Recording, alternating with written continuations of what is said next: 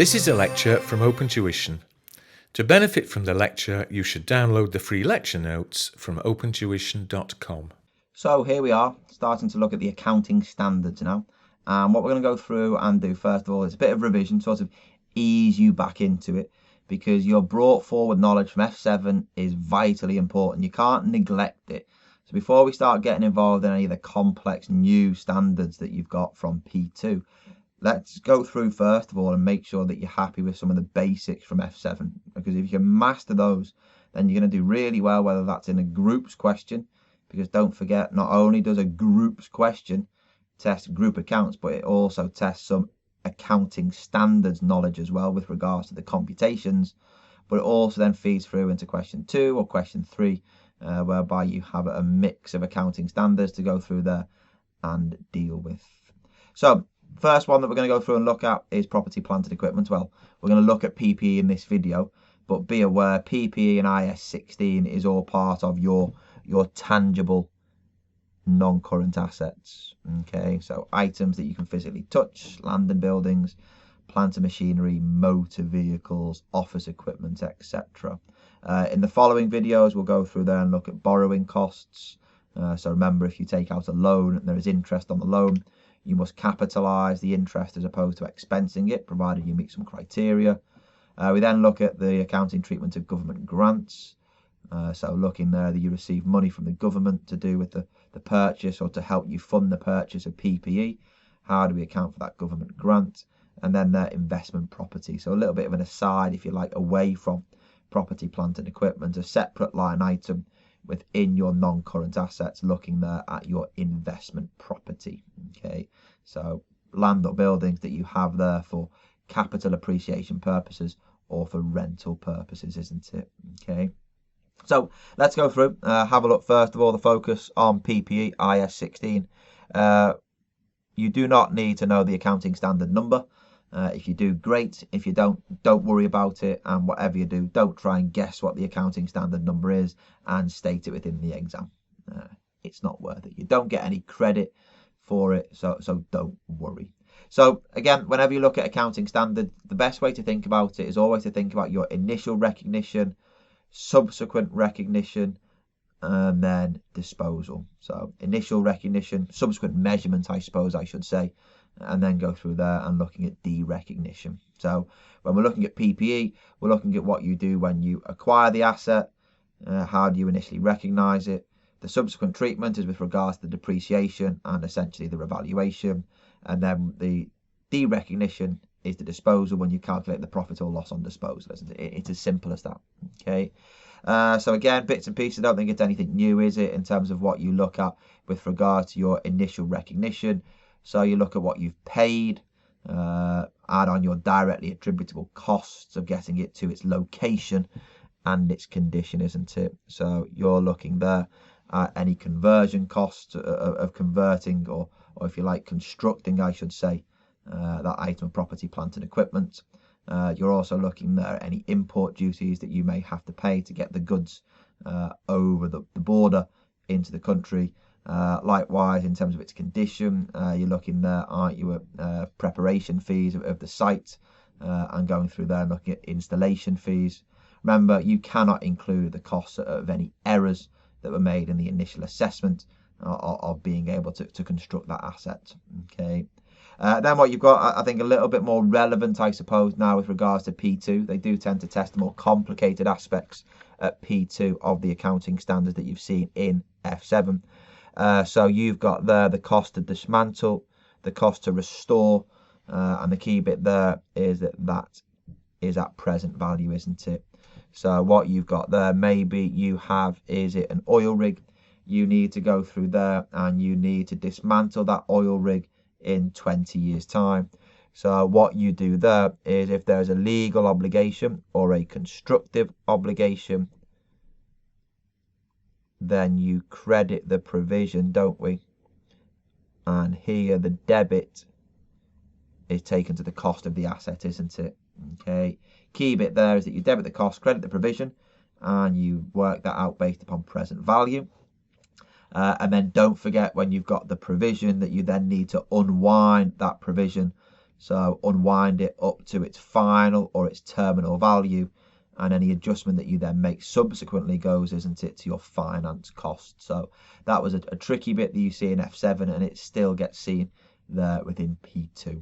Okay, you initially record it at present value, so you add it onto the cost and then depreciate the cost as normal, and then the provision, you unwind it, don't we, over the life. Okay, you apply the discount rate to the value of the outstanding liability of the provision.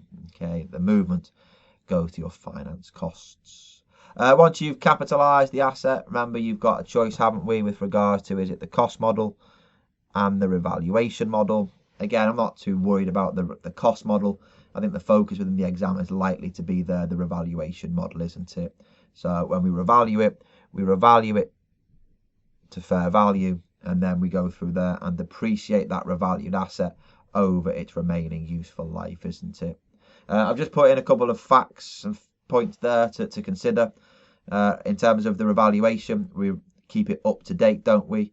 So remember, there's no set rules like we used to have in UK standards about how specifically after how many years you have to revalue. The key bit here is that you just need to make sure that the fair value is faithfully representing the transaction. Okay, so in order to go through there and faithfully represent it, we need to ensure there that there's no material difference. If that's the case, if there's no material difference, then the fair value that we have is reliable. If there is a material difference, then we need to ensure that we update the value to its up-to-date fair value. If it's a change that's only small, we don't need to worry about it. Again, we need to have a consistent policy for each class of asset. So we tend to choose the revaluation model, don't we, there for land and buildings, and everything else is held under the cost model. We revalue at open market value, don't we? So open market value now is determined by fair value, and we have a specific standard that deals with the fair value. And then the key bit, I think, is that we depreciate the revalued asset, yes, less its residual value, over its remaining useful life. Okay, and then you've got the excess depreciation adjustment to go through there and consider. Okay, so what you've got, that's essentially what we're going to go through and look at now. Okay, I've chatted already. I probably bored you into submission with it already. So let's try and keep you a little bit interested and focus upon the numbers.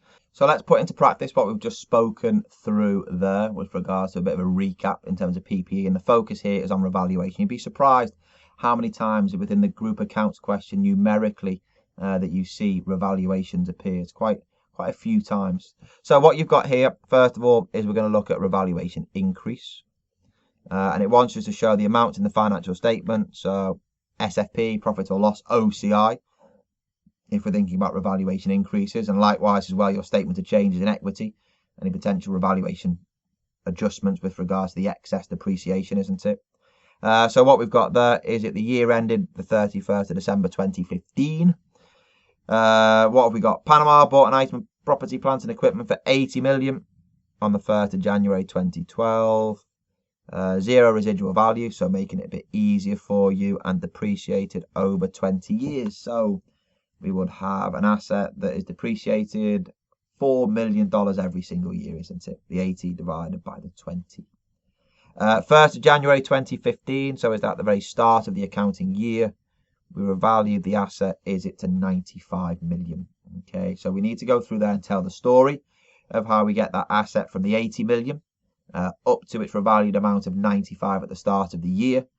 And then we need to finish the story by showing how that is then subsequently treated this year, i.e. how it is then depreciated, and is there any excess depreciation that we need to process through a reserve transfer.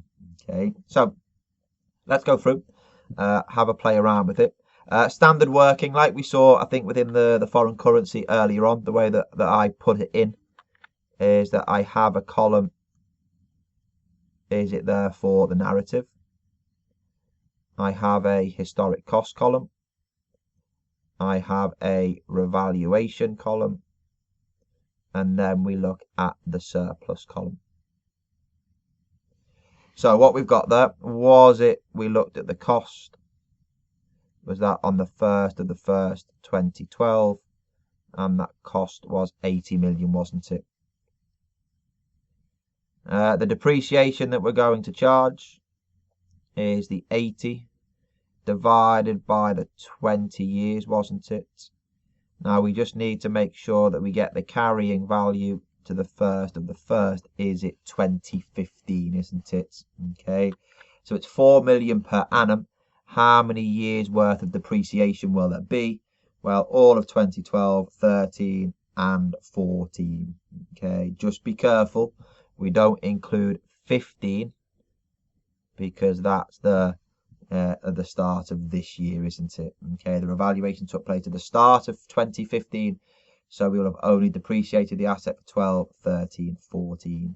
Okay, so does that give me 3 lots of 4, which is 12? 80 less the 12 is that there as 68 million, isn't it? Okay. The asset was then revalued, I think, was it up to 95 million? Okay, let's just check. Yep, asset was revalued to its fair value of 95 million. So 95 less 68, that means that my revaluation surplus is 27, and that's what you see there within your other comprehensive income, isn't it? Okay. The revaluation in the year is there as 27. What we then need to go through and do is we then need to process adjustments this year to get me to my carrying value at the 31st of December 2015. So what we have there with regards to the depreciation is that you depreciate the revalued amount of 95 over the remaining life, which is there is it as 17 years. Okay, it's a horrible number. Don't expect always to get nice numbers within the exam. To keep it simple, round it to 1 decimal place. So 95 less the 5.6 gives me 89.4. Everybody happy with that there? Okay, the asset was 20 years depreciated originally. 3 years have gone by the start of 2015, so there's 17 left. 95 divided by 17 gives you 5.58235,294, which is 5.6. So that 5.6 is what goes to the statement of profit or loss. The 89.4 is what you have on the statement of financial position, isn't it? Okay. Now, what you've got to be careful of is there is a reserve transfer, isn't there? We've now charged 5.6 of depreciation when previously we only charged 4. Okay, so what we can do there is the excess is that there of 1.6. That can be treated as a reserve transfer, so that will go through my statement of changes in equity as your reserve transfer. 27 less than 1.6, does that give me there? Is it 25.4? Okay, again, that 25.4 is what you then see on the SFP as part of your other components of equity. Wow, that's a lot that's gone on there, isn't there? Yeah, your head's probably scrambled. So let's just go through and show how that all appears within the financial statements. So within the statement of financial position, you're looking at your non-current assets. You've got your property, plant and equipment. Did we have, was it 90 or 89.4, wasn't it, on the SFP? So you've got the $89.4 million. Within the equity section, you've got your other components of equity. So within the equity section on your other components of equity, you have there, is it 25.4?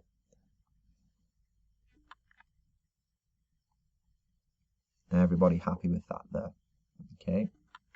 If we go through there and then think about your statement of profit or loss, and other comprehensive income.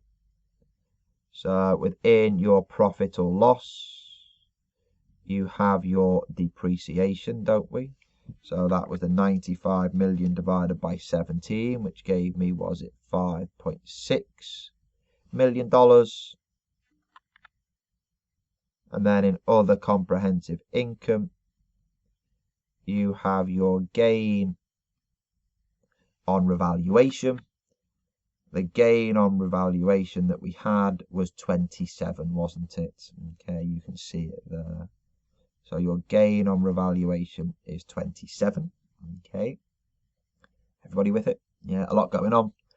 And then if we go and look at our statement of changes in equity, then what you've got there is you've got your retained earnings, you've got your other components of equity, you have your brought forward figures, which for retained earnings we don't know. Other components of equity will say, well, it was 0, let's just say, at the start of the year. You've then got the figures from your statement of profit or loss and other comprehensive income. So that's whereby you put in, is it the profit for the year in retained earnings? In other components of equity, you had, was it your gain from your other comprehensive income, hasn't there? Then what you've got is your reserve transfer. So was the reserve transfer, was it 1 point something? 1.6. So we take 1.6 from your other component of equity and transfer it to your retained earnings. So that's the 25.4 that you've seen on the SFP. And then we don't know what the retained earnings are because we don't know the opening retained earnings and we don't know the profit for the year figure from your total comprehensive income.